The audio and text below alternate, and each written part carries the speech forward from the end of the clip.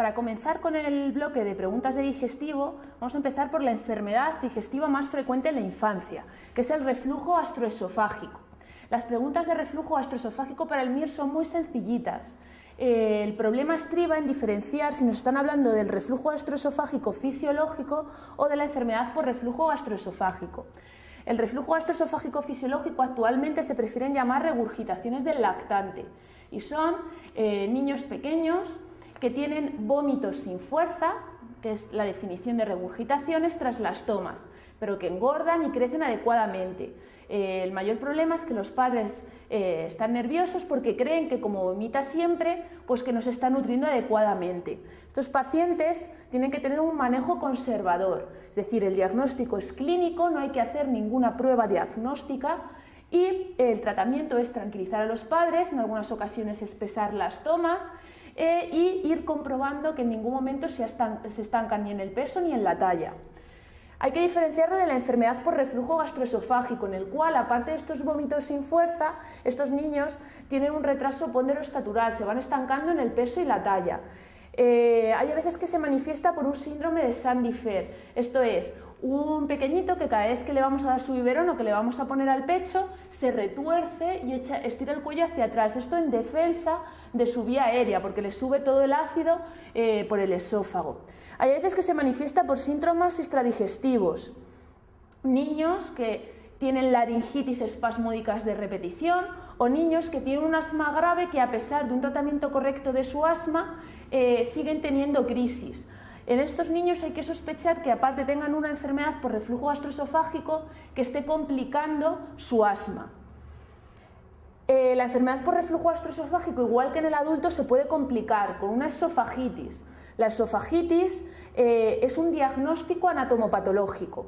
El diagnóstico de enfermedad por reflujo gastroesofágico, igual que las regurgitaciones del lactante, es un diagnóstico clínico y nos lo confirma la respuesta al tratamiento. ¿Qué tratamientos utilizamos en estos niños? Pues por un lado los procinéticos, que son la domperidona y la cisaprida. Es mucho más eficaz la cisaprida que la domperidona. El único problema es que la cisaprida se describió que alargaba el QT y entonces no nos la dejan usar nada más que en casos muy rebeldes. Como antisecretores tenemos los inhibidores de la bomba de protones, como el omeprazol, y los anti-H2, como la ranitidina. Cuando es un reflujo muy rebelde y está provocando muchos problemas, hay veces que hay que llegar a la cirugía, pero es el menor de los casos. Se hace una funduplicatura de Nissen al igual que se hace en los adultos. ¿Qué pruebas diagnósticas hay que hacer? Pues ya hemos dicho que el diagnóstico es clínico y la respuesta al tratamiento nos lo confirma. ¿Cuándo tendríamos que hacer pruebas diagnósticas?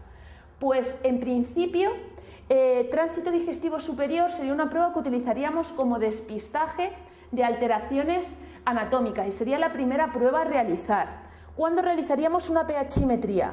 Pues bien, en un niño que creemos que tiene una enfermedad por reflujo y no responde bien al tratamiento, deberíamos de hacerla para ver qué está pasando. O cuando los síntomas de esa enfermedad por reflujo son síntomas extradigestivos. En ese caso sí que de entrada deberíamos de hacer la pHimetría para cerciorarnos de que de verdad existe un reflujo. La esofagitis ya hemos dicho que es un diagnóstico anatomopatológico y si la sospechamos deberíamos de hacer una endoscopia y toma de biopsias. En cuanto a la pregunta, pues el estriba en lo que os he dicho, diferenciar si es un reflujo gastroesofágico fisiológico de una enfermedad por reflujo. ¿En qué podemos saber si es o no? Pues si os dais cuenta, todas las opciones nos hablan de un reflujo gastroesofágico fisiológico a excepción de una, que es la tercera. En la mayoría de los casos hay retraso ponderoestatural, es la única de las opciones que no cuadra con las regurgitaciones del lactante y por lo tanto esa sería la que deberíamos de marcar. Yo creo que si os hablasen de la enfermedad por reflujo gastroesofágico os pondrían enfermedad por reflujo gastroesofágico, pero jugar con esa picaresca, con las opciones que os pongan.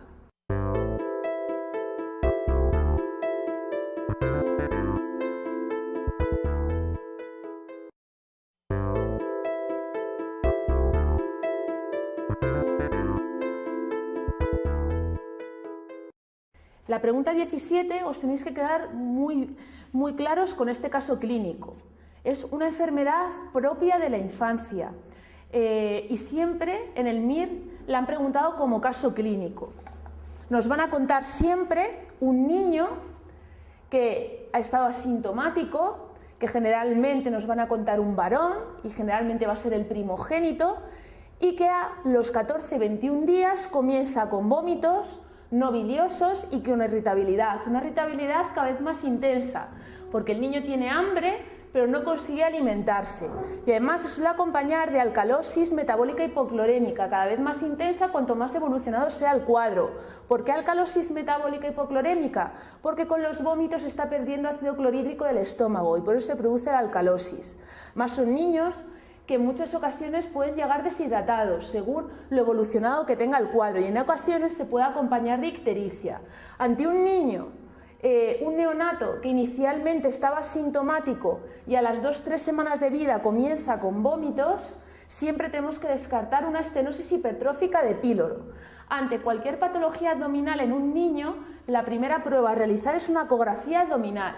La ecografía abdominal, en el caso de la estenosis hipertrófica de píloro, es diagnóstica. Nos dice cuánto de engrosado está el píloro y hay una serie de parámetros con los cuales nos certifica el diagnóstico. ¿Cuál es el tratamiento? Pues dependiendo de cómo venga el niño, inicialmente tendremos que reponer esa deshidratación con fluidos, y una vez que esté estabilizado el niño, los cirujanos lo meterán a quirófano. El tratamiento se llama pilorotomía extramucosa de Ramstedt, que lo único que es resecar ese píloro que se ha hipertrofiado para volver a permitir el paso del alimento. La causa de la estenosis hipertrófica de píloro es desconocida. Lo único que se sabe es que estos niños son totalmente sanos, que si les hiciéramos una ecografía abdominal aquí sería completamente normal. Por lo tanto, es una obstrucción que se produce posteriormente al nacimiento, es decir, no hay antecedentes de polidramios en estos niños, como en el caso de una atresia esofágica o una atresia duodenal, porque su tubo digestivo intraútero es completamente normal.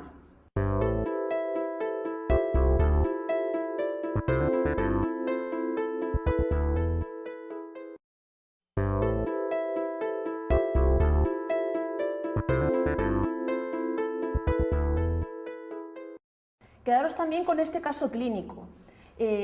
Os lo van a preguntar siempre así. Os van a contar un niño que inicialmente empieza con episodios de dolor muy intensos, que empieza con encogimiento de piernas, que duran unos minutos y que después el niño se queda asintomático. Y a la hora o 2 horas vuelve a tener un episodio igual, un episodio de dolor con encogimiento de piernas en un niño que era previamente sano. Y según se van produciendo estos episodios de dolor, el niño se va quedando en un estado de pseudoshock. A veces nos llegan a la urgencia en este estado y son niños totalmente hipotónicos, pálidos, como un shock producido por el intenso dolor. Y finalmente, y de forma más tardía, hacen una deposición en jalea de Grosella. Este cuadro clínico es típico de la invaginación intestinal. Se produce generalmente son ileocólicas y el ilion se mete por dentro del colon y es lo que causa estas crisis de dolor. Ante toda patología abdominal, ya hemos dicho, patología abdominal en el niño, la prueba diagnóstica FETEN es la ecografía abdominal, que nos confirma el diagnóstico. Vemos el signo del muelle enrollado. Y ante esto, ¿cuál es el tratamiento? Pues el tratamiento, si no está muy evolucionada la invaginación intestinal, es la reducción hidrostática. Se mete suero fisiológico a temperatura corporal a presión y eso hace que se desinvagine. Se suelen hacer 2-3 intentos como mucho. Si a los 3 intentos no hemos conseguido desinvaginarla o creemos que lleva mucha clínica de evolución, el tratamiento es quirúrgico. Las invaginaciones intestinales son la causa más frecuente de obstrucción intestinal entre los 3 meses y los 6 años y son idiopáticas. Si vemos una invaginación intestinal en un niño mayor de 2 años, deberemos de sospechar que hay alguna enfermedad de base que está precipitando esta invaginación intestinal. La causa más frecuente es un linfoma intestinal y, en segundo lugar, el divertículo de Meckel. Un par de puntualizaciones sobre el divertículo de Meckel. No lo han preguntado nunca en el MIR, pero es la malformación gastrointestinal más frecuente en el niño. Generalmente no se manifiesta como una invaginación intestinal, se suele manifestar por rectorragias indoloras de repetición. ¿Esto por qué es? porque el divertículo de Meckel suele tener en su interior mucosa gástrica ectópica y entonces segrega ácido y ese ácido daña la mucosa intestinal adyacente, haciéndola sangrar, con lo cual son niños que tienen una rectorragia, se les explora, están completamente asintomáticos y al mes o los 2 meses vuelven a tener otra rectorragia. Son niños que además, debido a estas rectorragias, se van anemizando. Entonces, ante una rectorragia sin dolores de repetición hay que descartar un divertículo de Meckel. Hay a veces que son completamente asintomáticos y que llegan adultos y se descubren de forma accidental. Cuando sospechamos un divertículo de Meckel, ¿qué prueba diagnóstica nos puede ayudar? Pues hacer una gammagrafía con tecnecio 99. Es la prueba más sensible para ver el divertículo. Se nota que en la zona abdominal hay una zona que capta y el tratamiento es quirúrgico en los sintomáticos, es decir, resecando el divertículo.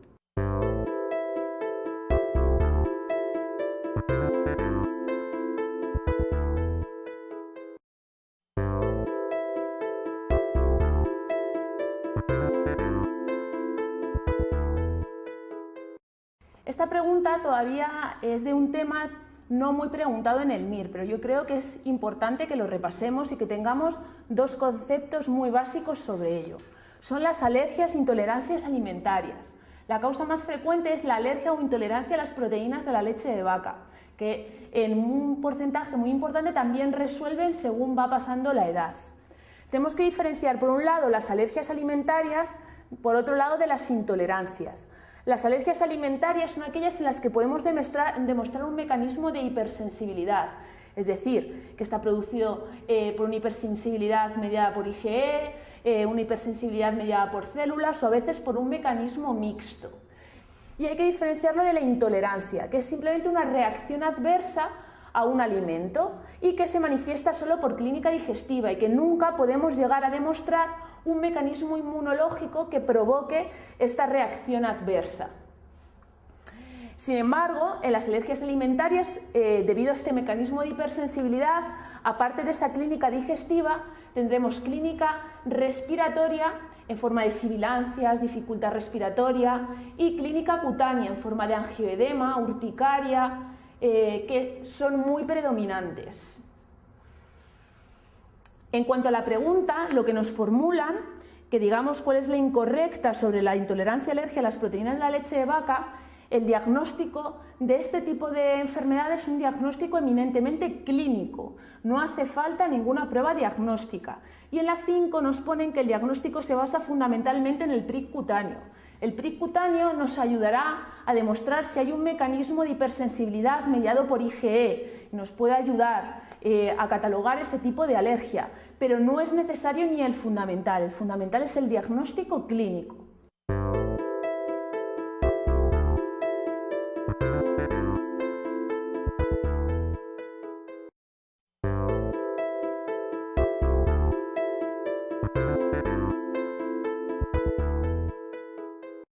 Bueno, la siguiente pregunta habla sobre la diarrea crónica inespecífica, pero para poder valorar una diarrea crónica inespecífica tenemos que hacer un buen diagnóstico diferencial de una diarrea crónica.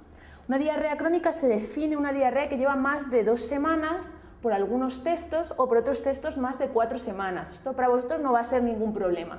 Siempre en la pregunta os van a dejar claro que es una diarrea crónica. Lo más importante es la exploración física y la historia clínica de lo que nos cuentan los padres. Si los padres nos están contando un estancamiento ponderoestatural que además se acompaña de heces voluminosas, esteatorreicas, blanquecinas que flotan en el váter, eso, si nos cuentan que sí, eso será un síndrome de malabsorción. Que hay múltiples causas de síndrome de malabsorción y que ya orientaremos el diagnóstico y el tratamiento en función del resto de cosas que nos cuenten. Puede ser por una enfermedad celíaca, por una fibrosis quística, etc. Si el niño no tiene estancamiento ponderoestatural ni nos describen las heces como esteatorreicas, entonces tendremos que pasar al siguiente paso. Si nos cuentan que las heces son muy explosivas, muy ácidas y que además le dejan justo alrededor del ano un ribete rojo brillante, tendremos, si a esto nos contestan que sí, será una diarrea relacionada con la ingestión de hidratos de carbono. Sin embargo, si nos dicen que no, lo más probable es que sea una diarrea crónica inespecífica. Las diarreas relacionadas con la ingestión de hidratos de carbono son diarreas osmóticas, se producen porque ese hidrato de carbono en concreto nuestro intestino no es capaz de absorberlo. Entonces, como es muy osmótico, hace que atraiga agua y provoca la diarrea. Las más frecuentes son las intolerancias a la lactosa y las intolerancias a la sacarosa. Las intolerancias a la sacarosa son primarias, son congénitas, es decir, somos deficitarios en el gen que se encarga de metabolizar la sacarosa.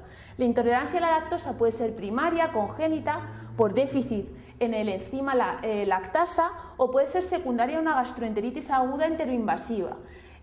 Cuando se produce una gastroenteritis por una salmonela o por un campylobacter, que son muy invasivas, puede producirse una destrucción de todo el ribete en cepillo de los enterocitos y entonces se produzca de forma transitoria una intolerancia a la lactosa. Esto resuelve quitándoles de forma transitoria, dándoles una leche baja en lactosa, nunca sin lactosa, porque el tener un poco de lactosa ayuda a que esos enterocitos vuelvan a crecer. Y cuando vuelvan a crecer esos enterocitos, la diarrea resuelve. En cuanto a la diarrea crónica en específica, son niños que crecen bien, comen bien, tienen un desarrollo normal y lo que tienen es como una especie de tránsito acelerado. Cada vez que comen, son los típicos niños que cada vez que comen tienen que ir después al baño. Y además esas heces, si las mirásemos al microscopio, veríamos restos de fibra y de comida sin digerir en ellas.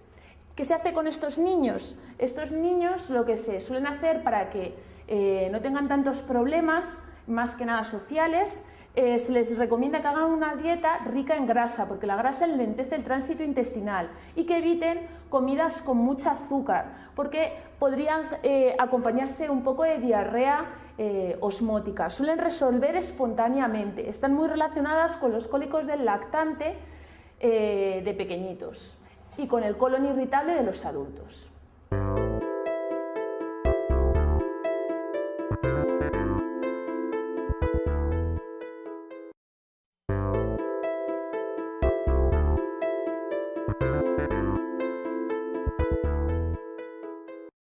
Para completar el bloque digestivo, vamos a acabar con la enfermedad celíaca.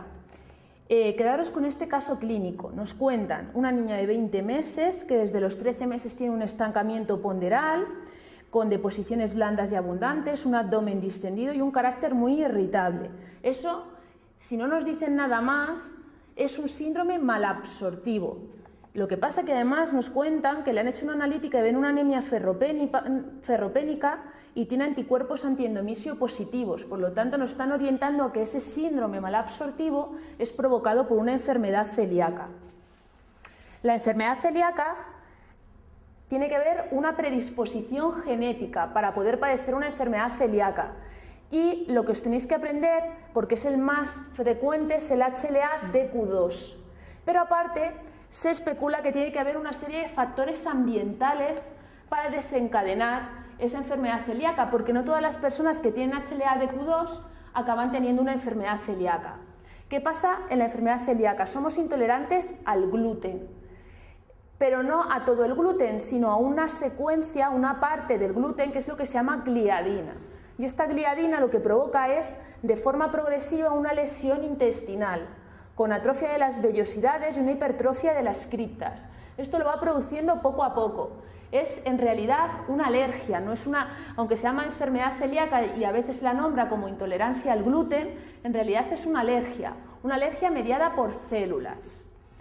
La clínica pues se va produciendo progresivamente y en los niños la clínica típica es un síndrome malabsortivo que aparece entre los 6 meses y los 2 años. Más frecuentemente tirando hacia los 2 años porque, como ya hemos dicho, necesita un periodo de lesión el gluten para acabar provocando síntomas.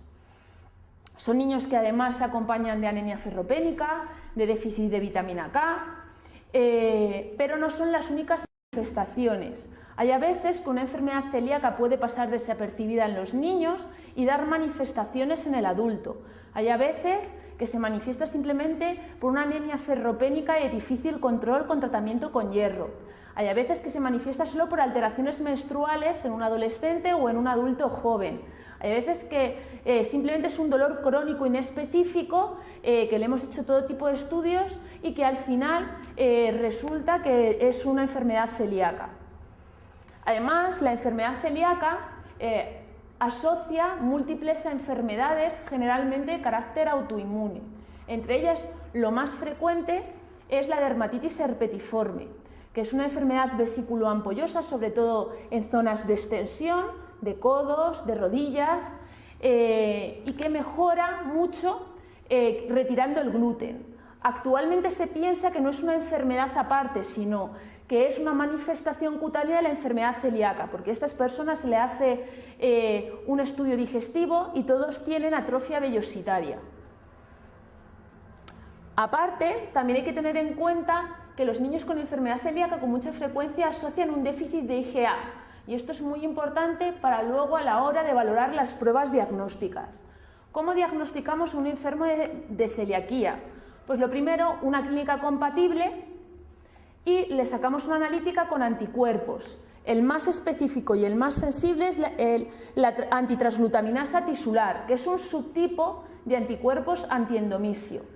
Y el más sensible y específico es el IgA, pero tenemos que haber valorado previamente si el niño es deficitario de IgA. Si el niño tiene un déficit de IgA, entonces tendremos que conformarnos con el anticuerpo antitransglutaminasa tisular IgG. Si tenemos clínica compatible con anticuerpos positivos, tenemos que hacer una endoscopia con toma de muestras para biopsia, pero sin retirada del gluten. Como no somos tan malos y no queremos que el niño esté malito mucho tiempo, lo que les solemos decir a los papás es que les retiren todo el gluten de la dieta menos una galleta al día, para que no nos artefacte la biopsia, porque los niños son espectaculares. Simplemente con 2 o 3 días de retirar el gluten puede mejorar muchísimo la biopsia intestinal y no poder llegar al diagnóstico. Si tenemos una biopsia compatible, porque la biopsia no es patognomónica de enfermedad celíaca, hay otras enfermedades que pueden tener la misma biopsia, retiramos el gluten de forma permanente de la dieta.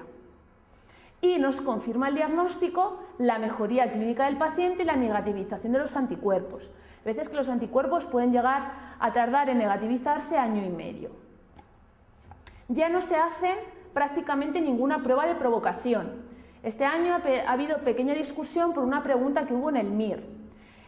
La prueba de provocación se hace cuando hemos tenido alguna duda diagnóstica al diagnosticar esa enfermedad celíaca. Y generalmente eso suele pasar cuando el diagnóstico es en un niño muy pequeñito, 6 meses, 7 meses, 8 meses, que prácticamente no se le había introducido el gluten.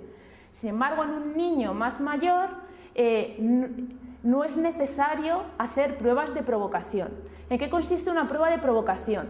Pues a los 7-8 años, cuando la mayor parte del desarrollo del niño se ha completado, habría que volver a hacer una endoscopia y comprobar que esas alteraciones anatomopatológicas se han resuelto. Volveríamos a reintroducir el gluten y pasado un tiempo volveríamos a hacer una endoscopia para ver que vuelven a aparecer esas alteraciones secundarias al gluten. Esto tiene muchos problemas porque en los niños más mayores y en los adultos el gluten tarda más en producir lesiones y son más leves y menos floridas que en los niños más pequeños. La pregunta de MIR de este año nos contaban un niño de 16 o 17 meses que había tenido clínica compatible de enfermedad celíaca, se le había retirado el gluten, había mejorado, había negativizado los anticuerpos y ellos dan como válida que hay que volver a repetir la endoscopia, pero ni siquiera entre las opciones nos ponen que haga una prueba de provocación completa, simplemente que se le repite la endoscopia. Es una respuesta muy controvertida. Yo sigo pensando a día de hoy que esa no era la respuesta correcta, pero fue la que se dio en el MIR, con lo cual habrá que tener cierto cuidado. Por el Nelson, que es el libro FETEN de pediatría, pone que en todo niño con diagnóstico de celiaquía en menor de 2 años y que haya alguna duda, habría que hacer prueba de provocación. Entonces, con eso es con lo que os debéis de quedar.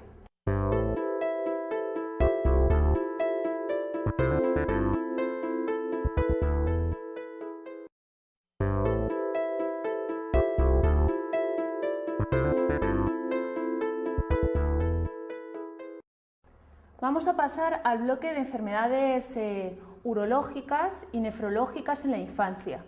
Es un bloque que, si os veis un poco apurados, es totalmente prescindible y que no es necesario estudiar. Las cosas que han preguntado siempre han sido muy sencillas y además han preguntado en muy pocas ocasiones.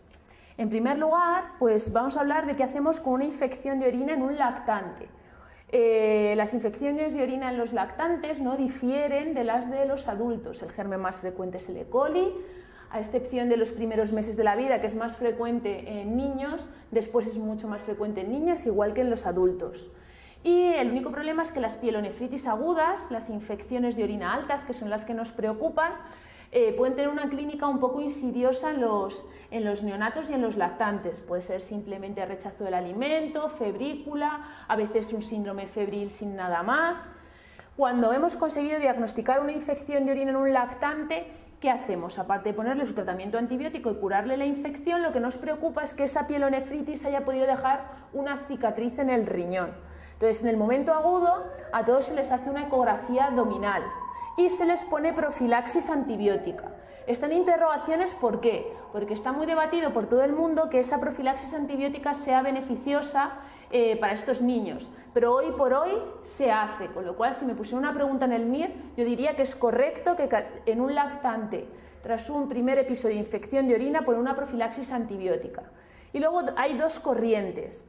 Clásicamente lo que se hacía es que se hacía un CUMS, una cistografía miccional seriada, que eso lo que nos dice es si el niño tiene un reflujo vesicureteral y nos lo califica en grados, 1, 2, 3, 4, 5 y 6. Los reflujos 1, 2 e incluso los grados 3 resuelven solos, van regresando con la edad. Y a los 6 meses hacer una DMSA para ver si esa pielonefritis ha dejado una cicatriz. Los nefrólogos lo que abogan actualmente es que saber si tiene reflujo o no tiene reflujo no es importante, y el CUMS radia mucho, es una gran cantidad de radiación para un niño que está en crecimiento. Entonces ellos abogan por hacer directamente la DMSA a los 6 meses y ver si hay cicatrices o no hay cicatrices renales.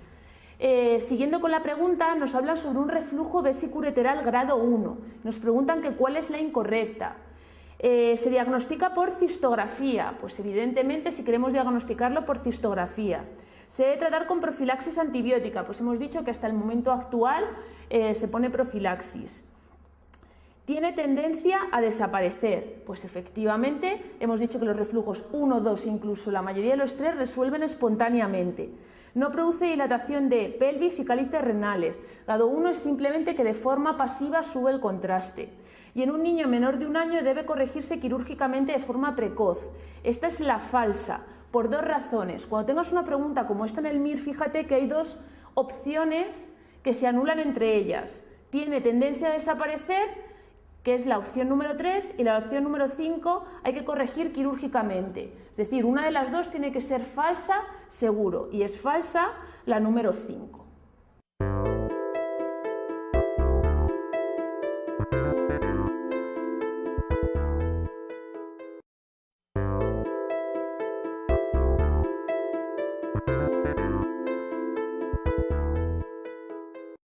Vamos a hacer un repaso fundamentalmente de los 3 cuadros que nos pueden causar mayores problemas, sobre todo porque la torsión de testículo tenemos que saber diagnosticarla porque es una urgencia quirúrgica. ¿Qué diferencias hay entre la torsión didátide, la torsión de testículo y la epididimitis? Pues hay diferencias muy claras. La torsión didátide se produce sobre todo en prepuberales de 2 a 11 años. Es un dolor más sordo, es un dolor progresivo, es como una molestia que va poco a más en el testículo. Y si lo exploramos, podemos ver en el polo superior una pequeña masa azulada, una pequeña bolita azul que es la hidátide torsionada, la hidátide de Morgagni. ¿Cuál es el tratamiento de esto? Son antiinflamatorios no esteroideos y reposo relativo. Hay a veces que da mucha guerra y hay que quitar la hidátide de Morgagni, pero es el menor de los casos. Y es muy importante diferenciarlo de la torsión de testículo. La torsión de testículo se produce sobre todo en la época de la pubertad, que se mueve más el testículo, y esto provoca que se torsione y que deje de llegar vascularización a ese testículo. Es un dolor muy brusco, muy intenso, muy doloroso, y para diferenciarlo de la epididimitis tenemos el signo de Pren. El signo de Pren consiste en coger el testículo y elevarlo. Como el problema en la torsión de testículo es que están rotados los vasos, por mucho que elevemos el testículo, no va a haber un retorno mejor y el dolor no va a disminuir. Cuando tenemos ciertas dudas, sobre todo entre la torsión de testículo y la torsión de hidátide, podemos hacer un ecodoppler para ver el flujo de esos vasos, pero el diagnóstico es eminentemente clínico y es una cirugía urgente. La epididimitis es una infección, se da también en la pubertad y en el adulto joven y se relaciona con el inicio de las relaciones sexuales. Es una enfermedad de transmisión sexual. Las causas más frecuentes son la clamidia y la gonorrea. Y generalmente se manifiesta también por síntomas más sordos, inflamación testicular, con cierta molestia, con dolor, y a veces que se acompaña de síntomas miccionales. Y en esta el signo de Pren es positivo, es decir, al elevar el testículo, como es por un problema inflamatorio, al elevar el testículo el retorno venoso mejora y no desaparece el dolor, pero sí disminuye. Y el tratamiento es eminentemente antibióticos, aunque también se asocian a AINES. Otras patologías urológicas que se dan en la infancia son el hidrocele, el epispadias, la hipospadias y la fimosis. No es necesario que os sepáis estos cuadros. Sí que es cierto que hace 2 años en el MIR preguntaban una fimosis. Hay que saber que la fimosis en los neonatos y en los lactantes es fisiológica. Hasta los 2 años se puede considerar que una fimosis es fisiológica y a partir de entonces es cuando nos planteamos si debemos intervenirla quirúrgicamente o no. Y de las otras 3, simplemente os tenéis que saber las definiciones, que son las que vienen en la pregunta y que son las correctas. La incorrecta es la número 2, una epididimitis es una infección del epidídimo, eso es verdad, generalmente por vía hematógena que puede afectar o no al testículo. Es por vía retrógrada, es decir, se afecta al testículo y desde ahí podría diseminarse, aunque es muy raro.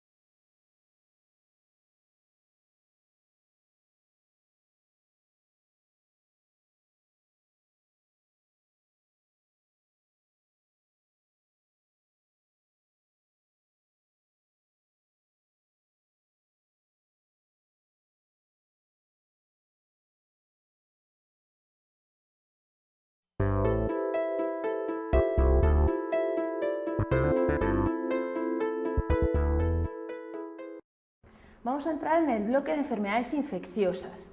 En cuanto a las enfermedades infecciosas en la infancia, muchas de ellas difieren bastante de la época adulta, pero no tiene mucho sentido que yo me ponga a explicaros todas las neumonías y las causas que causan neumonía en los niños, ni las meningitis. Es mucho más didáctico para vosotros estudiaroslos en el manual de infecciosas, y por eso os lo explicará el profesor de infecciosas. Sin embargo, hay un par de enfermedades que son exclusivas de la infancia, sobre todo las enfermedades exantemáticas. Nos vamos a repasar las 3 o 4 enfermedades exantemáticas más importantes y que han sido preguntadas en el MIR. Entre ellas, esta pregunta va sobre el eritema infeccioso. Yo lo llamaba eritema infeccioso y ahora sabréis por qué. Esta enfermedad exantemática es la única que cursa sin fiebre. Cursa en 3 fases. Una primera fase con un eritema en abofeteada, por eso llamaba infeccioso. Son niños que se ponen los coloretes totalmente rojos, que parece que se han dado una crema que les ha hecho reacción alérgica, pero no, es la primera fase de esta enfermedad. En una segunda fase empieza a aparecer un exantema maculopapular, muy inespecífico, pero que acompañado de ese eritema en abofeteada nos debería de hacer sospechar que tenemos esta enfermedad. Y una tercera fase más tardía en la que todas esas lesiones se aclaran en forma de red. Es un exantema que hay que recordar que no afecta ni a palmas ni a plantas, a diferencia de otros exantemas infecciosos. Esta enfermedad es provocada por el parvovirus B19 y también es llamada megaloeritema o quinta enfermedad, y puede producirnos una serie de complicaciones. Las más frecuentes son las artralgias y las artritis. Son migratorias, sin una localización fija, pero la más importante y la que no podéis olvidar son las crisis aplásicas. Los pacientes con anemias hemolíticas congénitas, si sufren una infección por un parvovirus B19, pueden producirse una crisis aplásica, pero solo en pacientes con anemias hemolíticas y no con otro tipo de anemias. Y si ya tenemos un adolescente o un adulto joven, una mujer embarazada que se infecte por el parvovirus B19 puede provocar hidros fetal y puede provocar abortos.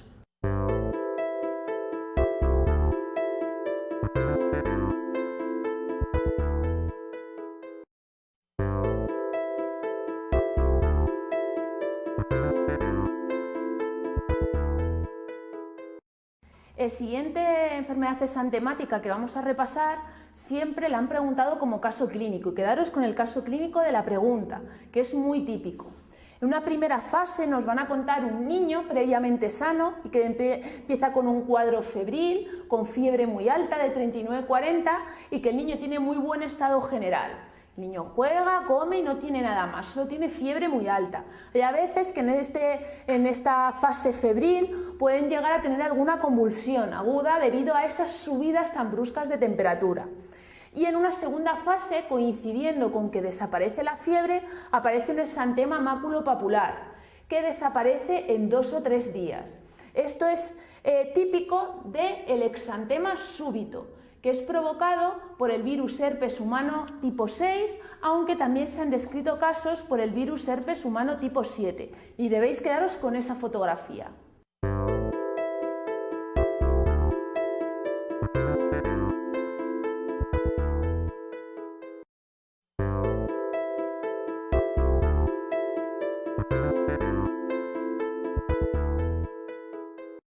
Como última enfermedad exantemática en la infancia a repasar, tenemos la enfermedad de Kawasaki, que es la que nos presentan en el caso clínico de la pregunta. La enfermedad de Kawasaki no es una enfermedad infecciosa, pero sí que entra en el diagnóstico diferencial con muchas enfermedades infecciosas, por eso se incluye aquí. Es una vasculitis que no se sabe cuál es la causa concreta que desencadena esta vasculitis. Cursa en una primera fase con fiebre alta. Como criterio diagnóstico siempre se ha dicho que tiene que ser más de 5 días, una adenopatía cervical única, rodadera, de gran tamaño, cursa con cosas rojas, tienen lengua frambuesada, labios fisurados, conjuntivitis seca bilateral, exantemas muy diversos, muy polimorfonucleares, con mayor frecuencia urticariforme, pero puede aparecer maculopapular y de muchas otras formas. Edema en pies, también es muy significativo y suele acompañarse, si les hacemos un análisis de orina, de una piuria estéril. Si lo dejamos evolucionar en una segunda fase, cuando ya han pasado más de 7 días, generalmente más de 10, vemos un aumento de reactantes de fase aguda, aumento de la velocidad de sedimentación globular, trombocitosis como reactante de fase aguda, y se produce una descamación de palmas y plantas. Y además se produce la complicación de la enfermedad de Kawasaki, que por eso tenemos tanto miedo y queremos siempre diagnosticar en una primera fase, que son los aneurismas coronarios. Son dilataciones de los vasos coronarios y que pueden llegar a producir un síndrome coronario agudo. Por eso siempre que diagnosticamos una enfermedad de Kawasaki, ya sea en la primera fase o en esta segunda fase, hay que hacer un ecocardiograma. Y una tercera fase, que ya es la de resolución de los síntomas, y se van disminuyendo todos los parámetros inflamatorios, con disminución de la velocidad de sedimentación globular. Esta enfermedad es importante diagnosticarla precozmente, porque si la diagnosticamos precozmente podemos poner tratamiento e intentar evitar que aparezcan esos aneurismas coronarios. El tratamiento son inmunoglobulinas inespecíficas intravenosas y aspirina a dosis antiagregantes.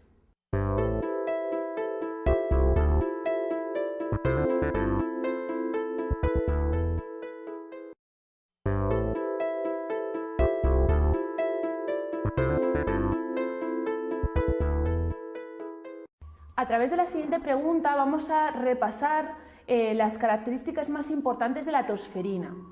En la primera opción nos dicen que la agente causal de la tosferina es un coco gram positivo. Esta es falsa, puesto que es un coco bacilo gram negativo. Se produce generalmente en mayores de 1 año. La tosferina, donde produce mayores problemas, es en los más pequeñitos y sobre todo en los menores de 2 meses, que todavía no han recibido ninguna dosis de vacuna. La fase de tos paroxística se produce durante una misma inspiración. Esta también es falsa debido a que no se produce durante una misma inspiración, sino en la fase expiratoria. La tosferina cursa con accesos de tos. Entre los accesos de tos el niño suele estar asintomático. El problema es que cuanto más pequeñito es, menos tiempo libre de síntomas está, y se producen accesos de tos expiratoria que terminan en un gallo inspiratorio. Si escuchamos el gallo, es patognomónico de tosferina. Lo que pasa es que no siempre hacen gallo. La clínica sugestiva en un ambiente epidemiológico puede ser suficiente para el diagnóstico. Esta es la correcta. Generalmente cultivar la Bordetella pertussis, que es el germen que causa la tosferina, es muy complicado, es de crecimiento muy lento y es muy poco sensible el cultivo de la Bordetella. Sí que es cierto que últimamente lo que se está haciendo es PCR de Bordetella en las secreciones nasales de estos niños, que nos da un diagnóstico mucho más rápido, podemos tenerlo incluso en horas. Pero con un ambiente epidémico de algún familiar que tenga tos en casa, porque en los adultos solo produce tos sin ninguna otra sintomatología y además una tos no muy llamativa, y un niño con accesos de tos, debemos de sospechar la tosferina. Además, si le hacemos una analítica, suelen tener leucocitosis con linfocitosis, que eso nos apoyaría el diagnóstico. Y la causa más frecuente de fallecimiento por esta enfermedad son las complicaciones neurológicas. Puede producir complicaciones neurológicas, pero la causa más frecuente de mortalidad son las complicaciones respiratorias. Pueden hacer neumonías muy graves. Y el parámetro pronóstico fundamental que nos va a predecir si va a evolucionar bien o no esa tosferina es el nivel de leucocitosis. Leucocitosis por encima de 90.000 son de muy mal pronóstico y se han asociado con una alta incidencia de mortalidad.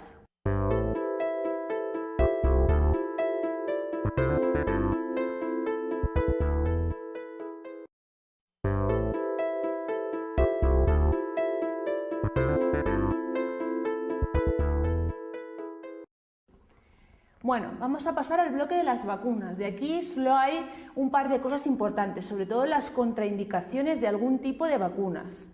En primer lugar, la pregunta nos hace referencia a la vacuna antipoliomielítica de virus vivos atenuados, la tipo Sabin, que cuándo habría contraindicación. Recordad primero cuáles son las vacunas de virus vivos atenuados, es decir, de virus vivos atontados, que hay en un porcentaje muy bajo, esos virus pueden reactivarse y provocar enfermedad en la persona a la que hemos vacunado. Esta incidencia es muy baja, pero es más alta en pacientes con ciertas características que luego repasaremos. Las vacunas de virus vivos atenuados son la BCG, que es la de la tuberculosis, la vacuna de la polio tipo Sabin, que es la de vía oral, la de la varicela, la triple vírica y he añadido también la de la fiebre amarilla, que siempre me la preguntáis. Yo he puesto como regla memotécnica, utilizaba que eran las vacunas con la V. Ya sé que BCG es con B y que Sabin es con B, pero como el examen MIR es tipo test, nadie lo va a saber. Y yo lo utilizaba como regla memotécnica. Entonces, dentro de las patologías que nos nombran en la pregunta, nos dicen niño con SIDA, inmunodeficiencias congénitas, niños alimentados con lactancia materna exclusiva, niños en contacto con inmunodeprimidos y prematuros hospitalizados. Pues evidentemente la que no es una contraindicación es niños alimentados con lactancia materna exclusiva. Es decir, será una contraindicación tener una inmunodepresión, estar en tratamiento quimioterápico, estar en tratamiento radioterápico. En la que es por vía oral, en la Sabin por vía oral, será una contraindicación convivir con un paciente inmunodeprimido. Es decir, si tenemos un inmunodeprimido en casa, no le podemos dar esta vacuna a un niño porque se elimina virus vacunal por las heces y de forma indirecta podríamos vacunar al paciente inmunodeprimido.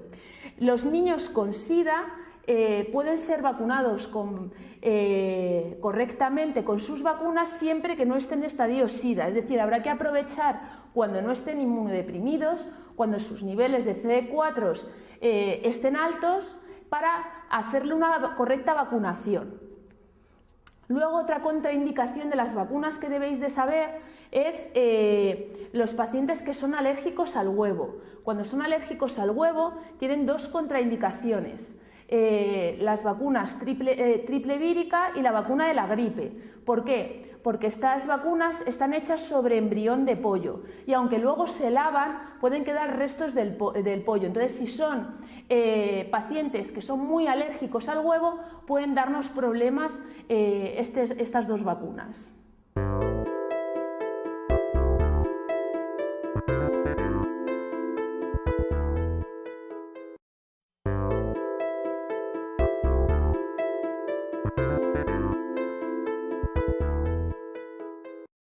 Para completar el bloque de vacunas y profilaxis, vamos a hacer una pregunta sobre un contacto con un paciente tuberculoso. La pregunta que os he puesto pertenece a un MIR y el único problema que tiene la pregunta a la hora de contestarla es que no nos pone la edad del niño. Como podéis ver, a la hora de valorar tenemos muy en cuenta la edad del niño. En primer lugar, ante un contacto tuberculoso tenemos que hacer un mantús.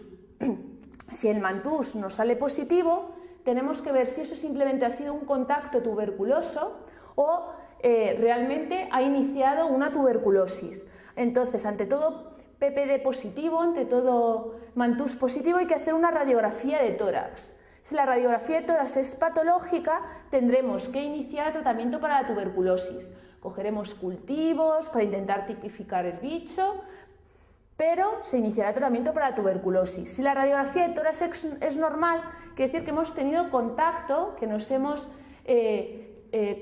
infectado con el bacilo tuberculoso, pero que no hemos desarrollado la enfermedad. Entonces hacemos profilaxis. Profilaxis con isoniazida 6 a 9 meses, dependiendo si tenemos alguna característica de base.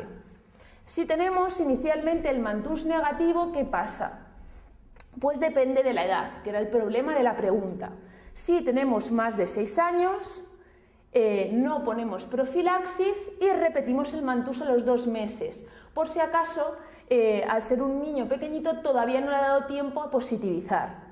Si a los 2 meses el mantús se nos ha positivizado, primero de todo, ver si es un contacto o es una enfermedad tuberculosa. Hacemos una radiografía de tórax. ¿Qué es patológica? Tratamiento de tuberculosis. ¿Qué es normal? Profilaxis secundaria 6-9 meses. ¿Qué es negativo? Un segundo PPD. sin profilaxis y nos olvidamos. Si el niño tiene menos de 6 años, es más fácil que de forma más rápida pueda hacer una enfermedad tuberculosa. Por eso se les pone profilaxis primaria con isoniazida 2 meses. Y a los 2 meses repetimos el mantús.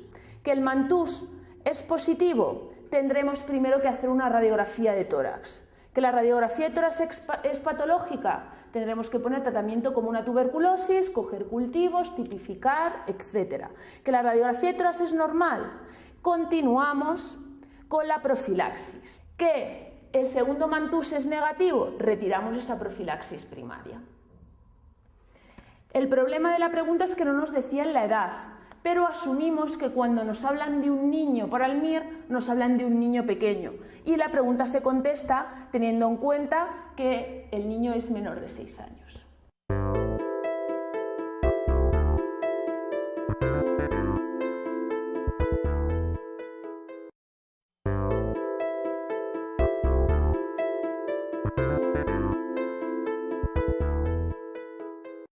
Para completar el repaso de la pediatría, vamos a terminar con las enfermedades hemato-oncológicas.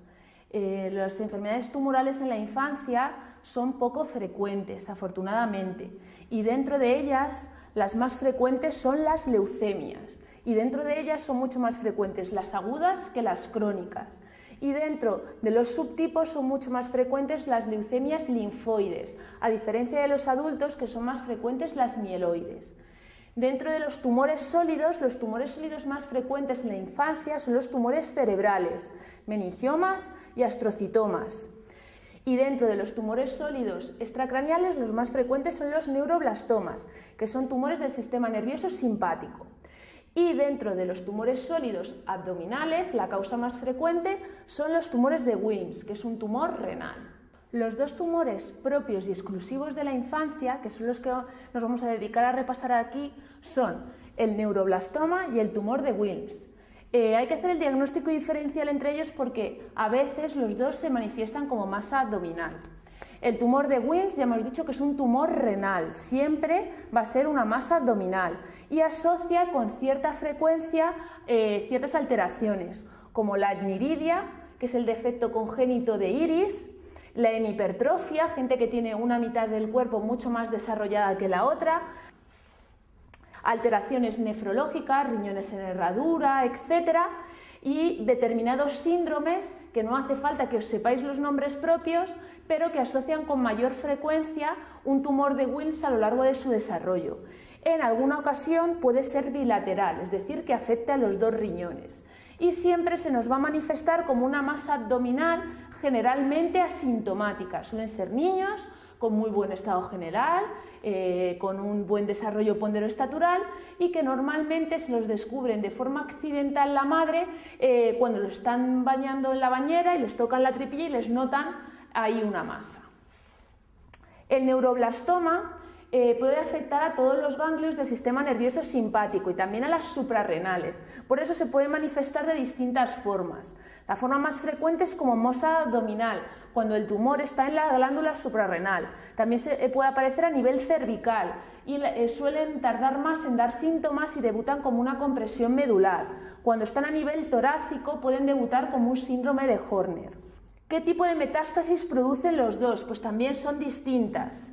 Los tumores de Wilms producen metástasis fundamentalmente a nivel pulmonar y por eso, aparte de la ecografía abdominal para el diagnóstico in situ de la masa, hay que hacer una radiografía de tórax o algunos abogan incluso que hay que hacer un TC torácico. Sin embargo, el neuroblastoma, donde produce fundamentalmente metástasis a nivel de la piel, son unas metástasis muy características, unos tumores azulados, a nivel del hueso, sobre todo a nivel del cráneo y a veces que producen proptosis y a nivel de la médula ósea. ¿Qué screening de diagnóstico hacemos en estos pacientes? Pues en el neuroblastoma, si el debut ha sido como masa abdominal, hay que hacer una ecografía abdominal y en cualquiera de ellos hay que hacer una gammagrafía con MIF metallodobencilguanidina, porque es específica, es sensible de este tumor, mejor dicho, y capta muy bien si hay otras zonas de tumor aparte del tumor originario por el que lo hemos diagnosticado. Aparte también se piden catecolaminas en orina y como diagnóstico de extensión, pues de los sitios a donde suele ir. De hueso, pues hacemos una gammagrafía ósea y como afecta también a médula ósea hay que hacer una biopsia de médula ósea bilateral de ambas crestas ilíacas. En el tumor de Wilms, pues ya lo hemos dicho, una ecografía abdominal y además la radiografía de tórax. Y una cosa importante en el tumor de Wilms, no se puede biopsiar porque cambiamos el estadio, es un tumor encapsulado y si nosotros lo biopsiamos cambiamos el estadio tumoral. Hay gente que dice que si tenemos dudas se puede hacer una PAF porque es una aguja muy fina y no romperíamos tanto la cápsula y no cambiaríamos el estadio. En general lo que se suele hacer es quitar la pieza tumoral en bloque y mandar a la anatomía patológica para evitar romper la cápsula. El neuroblastoma no hay que saberse qué tratamientos se usan y de los factores de mal pronóstico solo os tenéis que saber que el NMIC amplificado es un factor de mal pronóstico. Las preguntas que os suelen hacer suelen mezclar características de los dos, con lo cual tenéis que tener muy claro las características de uno y otro para que no os líen.